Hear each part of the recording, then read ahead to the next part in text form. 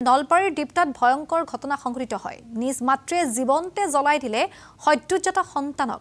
নিশা জন্ম হোৱা পুত্ৰ সন্তানক জ্বলাই হত্যা কৰিলে নিজ মাতৃয়ে। আয়াম আলী আৰু নাছিমা বিবিৰ ষষ্ঠ সন্তান আছিল নৱজাতকটি। মাতৃক আৰক্ষীয়ে আটক কৰাৰ বিপৰীতে পিতৃ আয়াম পলাতক অৱস্থাত আছে। মৃত সন্তানটি বৰ্তমান মৰণোত্তৰ পৰীক্ষাৰ বাবে প্ৰেৰণ কৰা হৈছে। এক জঘন্য ঘটনা সংঘটিত হৈছে নলবাৰীৰ ডিপটাত। নিজ মাতৃয়ে জীৱন্তে জ্বলাই দিলে সদ্যোজাত সন্তানক। নিশা জন্ম হোৱা পুত্ৰ সন্তানক জ্বলাই হত্যা কৰিলে নিজ মাতৃয়ে।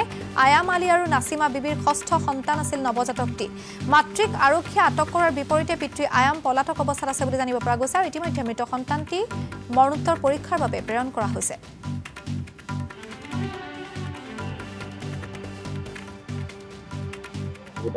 যিটো ঘটনা ঘটিছে এইটো খুবেই লজ্জাজনক ঘটনা। এইটো আমি দোষীক শাস্তি পোৱাটো বিচাৰোঁ আৰু প্ৰশাসনে কঠোৰ ইনভেষ্টিগেশ্যন কৰে যেন। আমি ৰাতিপুৱা গম পোৱা গৈছে। কেনেকৈ মানে বহু কাৰণে কোনোবা গম পাইছে, তাৰপিছত আমি গুচি আহিলোঁ। নৱজাতক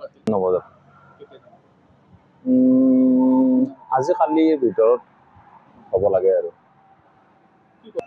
মানুহজনে আপোনাৰ ডাইনামাৰ কাম কৰে, বেটাৰী চেল্ফ এইবিলাক বনায়। উচিত শাস্তি বিচাৰোঁ আৰু আমি।